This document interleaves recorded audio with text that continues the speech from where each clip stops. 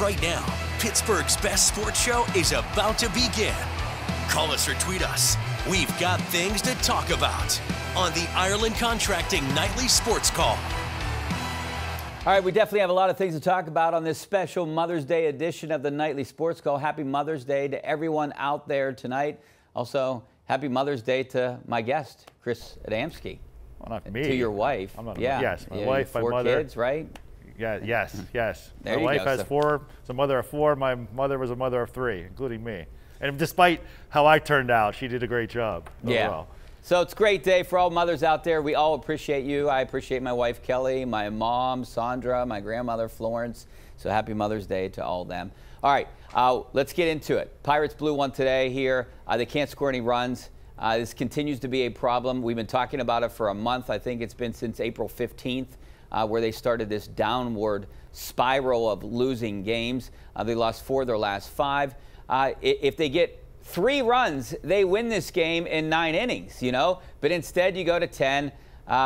You give up some runs. Aroldis Chapman, it seems like this bullpen isn't what it was supposed to be. The starting pitching is better than what it was supposed to be. And the hitting is way worse than it was supposed to be. I don't know how they fix these problems right now. Paul Skeens brings some excitement, but that's only going to last for a little while. It's a shame, too, because if this offense was only just maybe like slightly below average, would ascend to that level, how many more games would they have won? Today's a good example of that. Like you said, all they needed is 3 runs through 9 innings. They had the winning run 90 feet away in the bottom of the 9th and didn't drive them in. It's just there's been too many games like that they've lost where 3 runs would have won it, or 4 runs would have won it, or 2 runs would have won it a couple of occasions. And if they just get even half of those, they'd be over 500 right now and be right in the division race. And it's one of those things where if the offense, there's enough track record. Some of these guys, Brian Reynolds will be better, I think, by the end of the season for sure, because he always has been.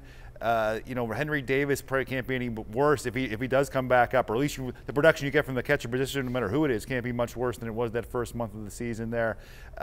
There's areas of improvement you can see from this team, or areas where room for improvement, I should say, or reason to believe it will improve offensively. But in the meantime, you've lost a lot of games you probably shouldn't have lost with your starting pitching. The starting pitching's been so good, and the bullpen of Aroldis Chapman.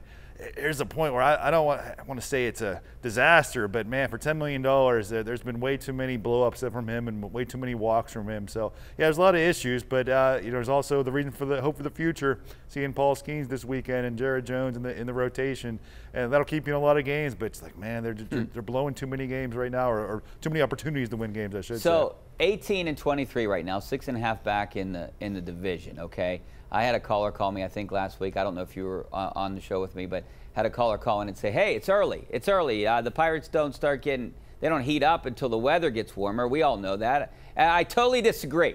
You know, the thing is they were off to a hot start, then the bats cooled off. Not everyone's bats cooled off that plays baseball in a cool weather cities. It's been nice around here. You know, you can't win when you have 3 guys in your starting lineup with a batting average that starts with a 1.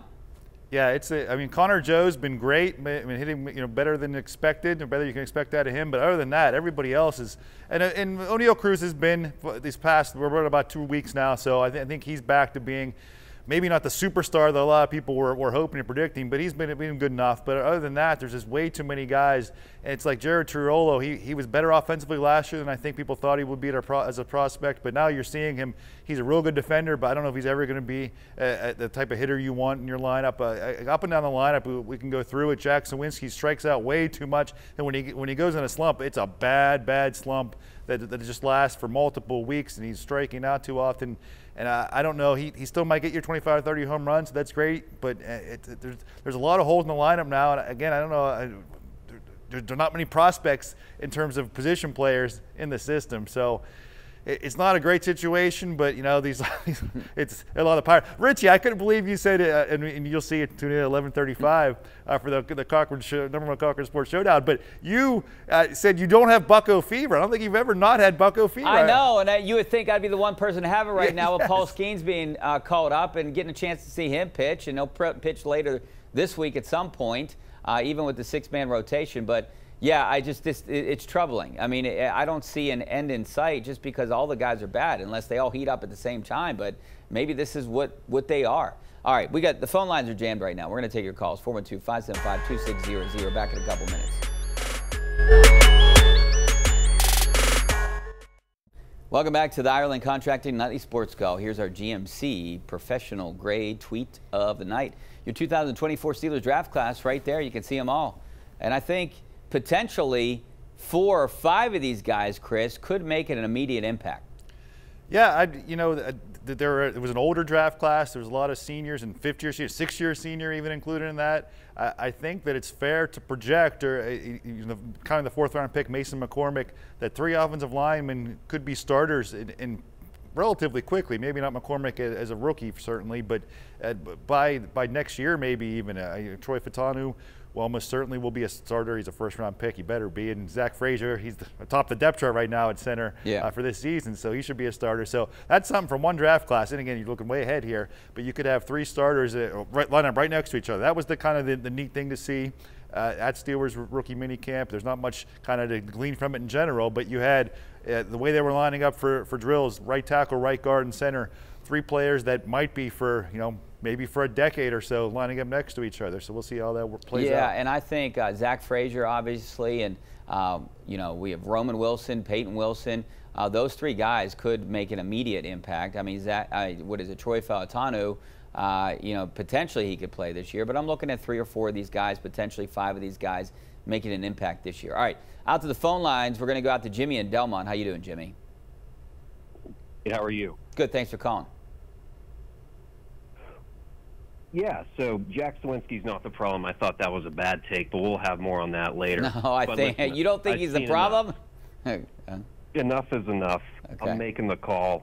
It's time to bench Rowdy Tellez. Thank you. Rowdy Piper. Why is he in this lineup? They should have DFA'd him a long time ago. But I disagree with the caller. I think Jack Sawinski's a problem. Andrew McCutchen. Love Andrew McCutchen. But he's an issue right now. He's a hole in that lineup. And I think people come out to see him. He's one of the stars, but he was a former star. You got a few guys. Nick Gonzalez, we talked about this on the showdown here tonight. And Nick Gonzalez, Henry Davis, these guys you drafted to be hitters. They were the best college hitters the year they drafted them, and they're in the 100s too. Yeah, 2 guys that were top 5 draft picks, and to not have them be impact players. Henry Davis, a #1 overall pick, and still early in his career. He's not a bust by any stretch of imagination yet, but you expected him now when it's he got his half a season last year to be a star. He's #1 overall pick, and instead he not only wasn't a star, he wasn't even an average offensive producer. He's a really, really bad offensive month to start the season. Now he's back in AAA. I mean, if they miss on that pick, and again, I'm not giving up on him yet, but if you miss on a #1 overall pick, that can really set you back. And even the top 5 pick in Nick Gonzalez the year before, and he was supposed to be this ready-made hitter, the best college hitter in the draft that year, 3 years ago, 4 years ago now. And if he's not making an impact, and he's tearing the cover off the ball in AAA in April, so here he is, and he's had a couple good games. We'll see how sustainable it is, and maybe he still has a future at that, because it seems like, again, Jared Triolo isn't probably an everyday player. But I don't know. With Jack Sawinski, I mean, there's a lot of strikeouts here. He might not be the biggest problem. Maybe I'll go with that, maybe in the offense, but he certainly is part of the problem, and he, I think the Pirates will take it. How about don't bat him at cleanup or third or anywhere near the top of the lineup? I mean, put these guys at the bottom of the lineup. I know you got to kind of not put them all together, but I don't know. I mean, they're all problems. I mean, Jack Sawinski, I understand he had the game-winning hit a few, was it about a week ago? But you're right. He strikes out way too much. O'Neal Cruz is where I think he's supposed to be. The guy strikes out a lot, but he hits a decent amount of homers, and he's batting .265. I mean, that's what we expect from a guy like O'Neal Cruz. All right, Will out in McKees Rocks. How you doing, Will? Hey, guys. I'm good. How are you? Good. Hey, thanks Will. for calling. Oh, thank you for taking my call. Hey, Richie, Chris, I really have to ask you about David Bednar. With his shaky play up to this point, and now with the Aroldis Chapman looks like he might be injured, do they have any options in AAA? Carmen Majinski. Yeah, I was going to say Majinski. Yeah. I guess, but up here, Holderman would be your next option. But if these guys aren't hurt, you got to keep them out there. I mean, Bednar was hurt at the end of spring training, but he said he's healthy now. But he does look a little shaky, blew a couple saves. Aroldis Chapman hasn't been, but also there's age on his side too. So, I mean, you didn't know what we were getting. He had a decent year last year. Yeah, the Bednar thing, it seemed like his command, it's been sustained all season long so far. Hasn't been where it was the last 2 years. And the thing is, you talk to any of the smart baseball, the general manager people, and even Ben Cherington at times has mentioned how bullpens from year to year, a reliever year to year, is the least predictable in terms of what they were the year before and what they can be the next season. That's why a lot of times you find these relievers and they come kind of out of nowhere, and you have a really good bullpen, or a team that's supposed to have good bullpens don't have good bullpens. And right now, that isn't playing out for the Pirates. That was supposed to be a team strength, and well, it's certainly not been the weakness the offense has been, so I don't want to call it the weakness, but it hasn't been the team strength either, and especially the back end of the bullpen. Maybe in the middle of the bullpen, guys like Hunter Stratton and some of those arms maybe overachieved, and the guys you thought were going to shut down every 8th and 9th inning, Chapman and Bednar, and Bednar hasn't been terrible here recently, but even there were some shaky moments even today in the 9th inning with him. So it's something, he has enough of a track record. Obviously, hey, he went to Mars High School. I mean, I'm never going to say an ill word about him, but it's a concern for sure, and that's part of another reason why the Pirates could be a couple games better. They should be a couple. With the pitch, it's already pitching they're getting. They should have a better record than they do. The reason they signed Aroldis Chapman was to trade him. Now, who's going to want him? You're not going to be able to trade this guy, especially with his salary. David Bednar, he looks like he could have been the key piece to a trade, a big-time trade, but that's not looking like the case right now. Let's go out to Rick in Chippewa. How you doing, Rick? Hey, guys, real well. Tell me if I'm wrong. We got the winning run at third base. McCutchen's up. They're playing deep. Chances are he's a big power hitter. Why doesn't he lay down a bunt and we got a win in the win column? He's got decent legs to beat it out. And it's only one out if he's out at first, so what? We talked a little bit about this on the showdown here tonight, about him losing his speed. Maybe that's a factor. I don't know when the last time I saw Andrew McCutchen bunt, but, these are things that maybe you put on the manager. Yeah, it's, the whole bunt thing, and that's one real specific example, and I know that's the winning run, so it's not necessarily the same. But the shift over the years, now the total shift is now banned. But whenever people talked about dropping down a bunt, and you win a game there, but it also, he's such a professional hitter. I'm probably a borderline Hall of Famer or whatever. One of the greatest Pirates ever. I get it, Chris, but he was a professional hitter about 8 years ago, right? He's not the same Andrew McCutchen. Obviously, we've seen it with the fact that he's batting under 200. Yeah, I just, in terms of the debate about dropping a bunt, when you'd like to think you can get a fly ball and win the game that way or whatever. But it is, one of these days, of course, just like Sidney Crosby, one of these days, he's not going to be the same player or not be the end of the line. And Crosby seems a few years from that. Yeah. But Andrew McCutchen, his average is still under 200 unless I missed something today. So. We'll see. But, again, he's not the biggest problem in the lineup. No. There's a lot of guys that aren't the biggest problem in the lineup. And I guess you probably mentioned the Rowdy Tellez at first base. And I don't know why Connor Joe can't play first base on an everyday basis maybe to alleviate that, because he's your best Maybe bring hitter. up some of the younger guys like Lamb. Not a younger guy, but a guy that's in the minors. Give him a shot there at first base. I don't know what you do with Tellez. I don't even know if it looks like he even wants to be here. But, you got to make changes. You got to. The one thing I know we talked about on this show, I think you need, even if these guys are bad, I think they need consistency with a lineup. Get a lineup that you think is your strongest lineup and just stick with it. Yeah, nowadays they give a lot more days off and things like that, but still, and there are players like Sawinski and even O'Neill Cruz to a point where matchup based, a lefty righty thing, and not a full platoon, and that's that Connor Joe. And in some ways, maybe you give the Pirates credit, give Derek Shelton credit that Connor Joe has been so good because he's been not playing every day, and they're getting him in the right matchups. To be able to perform it. Maybe if he did play every day, the numbers wouldn't be as good. So you maybe give him some credit there. And we'll see the Nick Gonzalez, because second base so far, again, Jared Triotto, I love that.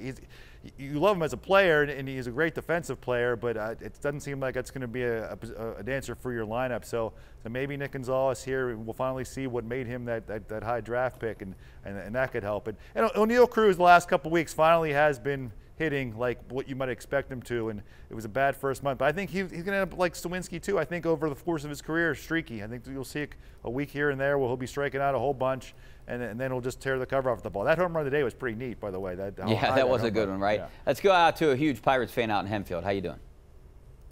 Good. How about you? Good. What's going on?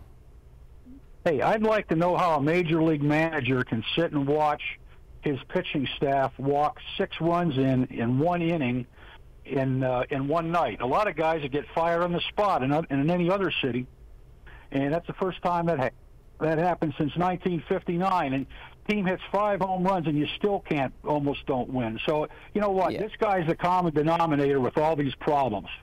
All right. Well, Derek Shelton he was a hitting coach in his former life, right? The problem is this team isn't hitting. But we're talking about a manager making decisions, and I've always said that a manager might be responsible out of 162 games a year. I know we're running out of time here, but a manager might be responsible for 5 wins and 5 losses or something like that. Something really small. It's the players. But we got to take a break. We'll get with you, Chris, in a couple seconds here. Back in 2 minutes.